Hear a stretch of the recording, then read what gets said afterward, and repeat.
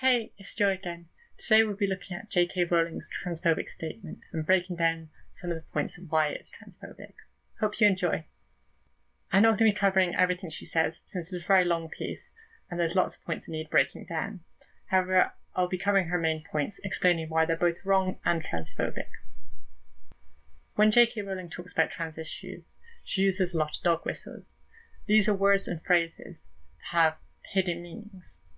To those who aren't aware of the dog whistles, the statements can seem uncontroversial. However, they are in fact trying to take away people's rights. Dog whistles further turn people against marginalised groups, since when they're used, those who are affected will often react, and those who aren't aware of the dog whistles often see these people as overreacting about nothing. One dog whistle JK Rowling uses is when she says that TERFs don't exclude trans men. At first this might seem uncontroversial. However, this has two hidden meanings. Firstly is that trans women are the bad ones. Secondly is that trans men aren't actually men, which is why TERFs don't exclude them. Obviously, saying that trans women are an issue and saying that trans men aren't who they say they are is transphobic.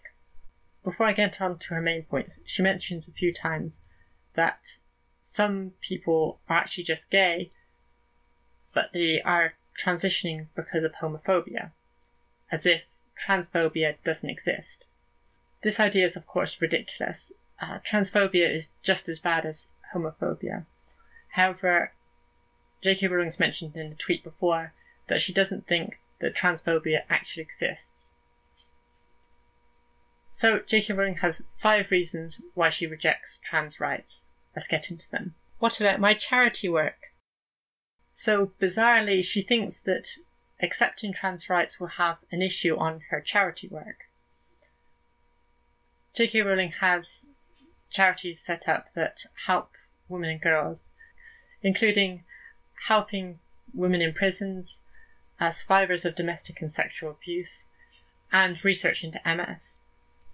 How trans rights affects any of these, I'm not sure. She never explains.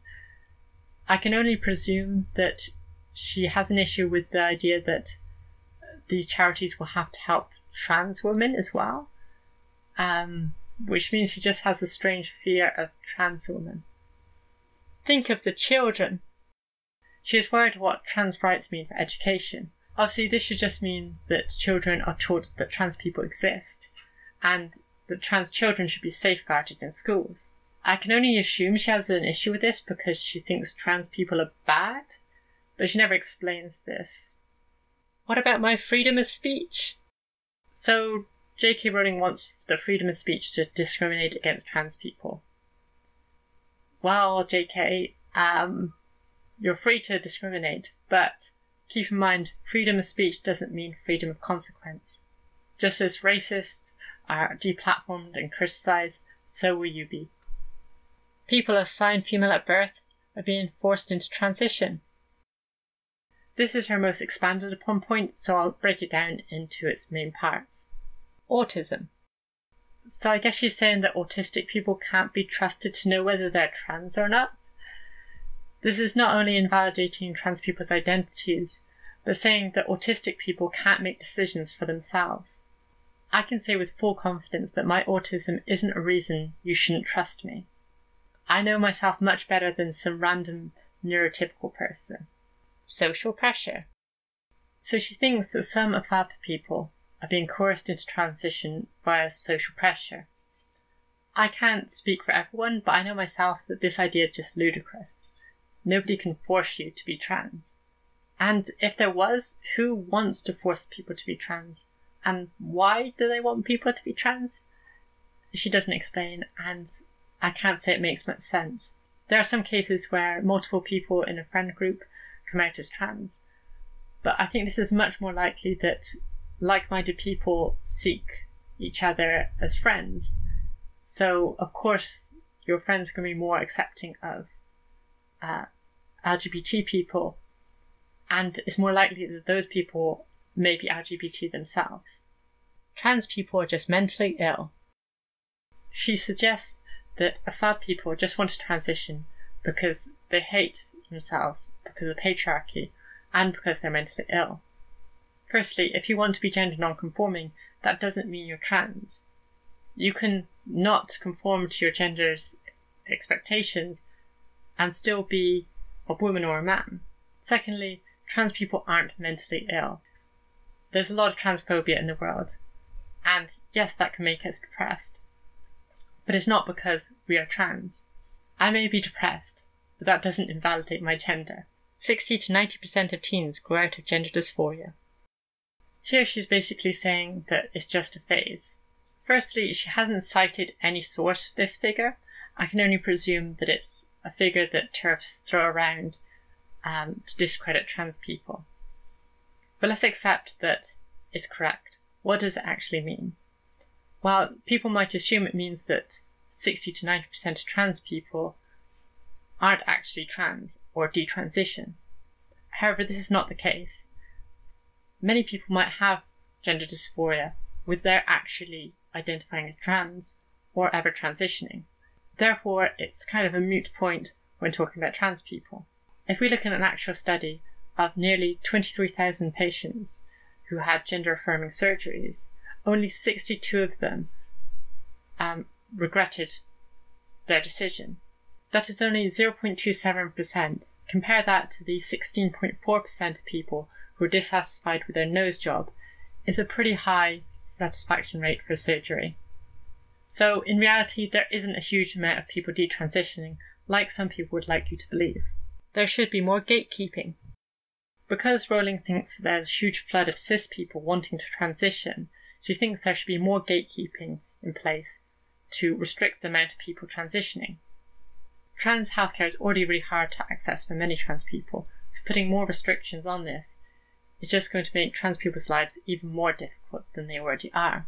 This argument presumes that cis people are transitioning, which, as I showed before, isn't the case. If she wants to make sure that people who transition are genuinely trans, then she should be advocating for better trans healthcare.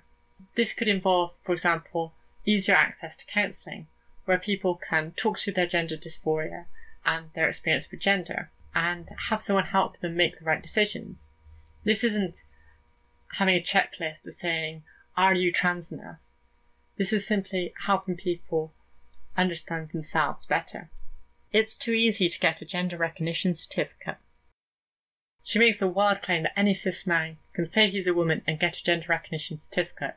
This is laughable. In order to get a gender recognition certificate in the UK, you need to be formally diagnosed with gender dysphoria, live as your gender for 2 years and provide evidence for this, have 2 doctors agree, one being a gender specialist, and make a statutory declaration which says you intend to live as your new gender for the rest of your life. This will also set you back roughly £140. It is not easy to get a gender recognition certificate. In fact, the current system we have in place is very dehumanising. It requires you to gather evidence to prove that you're trans, and then puts it in the hands of some other people. It'd be much better if we adopted a self-ID system like many other countries have. And, not surprisingly, there are not a huge flood of cis men wanting to be recognised as women, because why would cis men want to do that? Trans activists want people to think that trans and cis women are identical. This is a classic straw person argument. No trans person thinks that trans and cis people are exactly the same. That's why we use terms like trans and cis to differentiate between trans women and cis women, trans men and cis men. What we do say is that trans women and cis women are both women, something which Rowling disagrees with, which we can see from her tweets where she puts trans women in a separate category from woman. Woman is a physical thing, non-identity, but don't reduce us to our physical bodies. This point is bizarre. She argues that women are born with vaginas and uteruses and so on, and it's not an identity. However, in the same paragraph she says, well, describing women as just their biological functions is dehumanising. We can see this as well when she was triggered by an article that mentioned people who menstruate.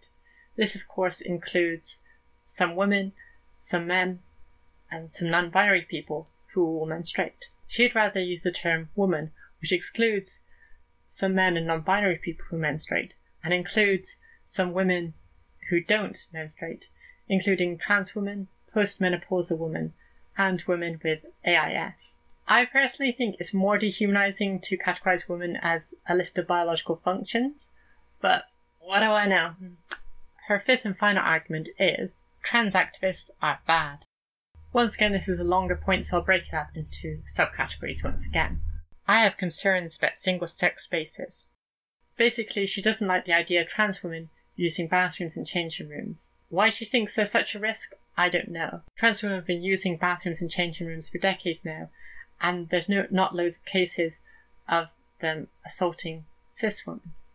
She mentions about the reform to the Gender Recognition Act, making it more of a self-identifying system would mean that cis men would be able to get into women's bathrooms and changing rooms. Once again, there isn't a huge amount of cis men getting their gender changed legally so they can use changing rooms and bathrooms.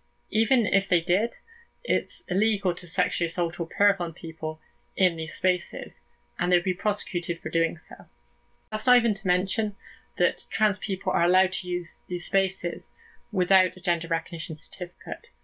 So I refuse to bow down to a movement that I believe is doing demonstrable harm and seeking to erode woman as a political and biological class and offering cover to predators like few before it. If it's not obvious already, Rowling is a big old transphobe. She's saying that women is a biological class.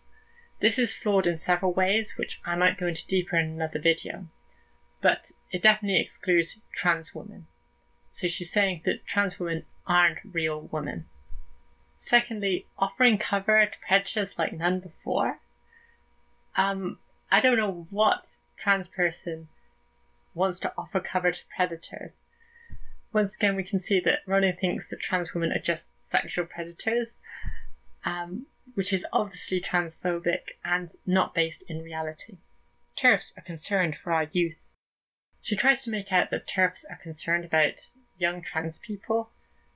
This couldn't be further from the truth. In reality, they see trans people who are identified female at birth as lost lesbian sisters. They don't validate their identities. They think that trans men have been tricked by trans women into thinking that they're men, when in reality they're not. TERFs do not have trans people's best interest in mind. They just hate trans women. And because they hate trans women and say that they are not women, that means trans men cannot be men. Conclusion. So, Rowling is a transphobe. She thinks that trans people aren't who they say they are, and that trans women are risks to society, particularly cis women. I hope you can see that her fears aren't based in reality, but based in her own prejudice.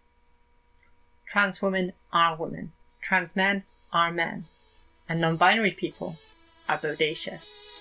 And I hope you all have a bodacious day. Peace!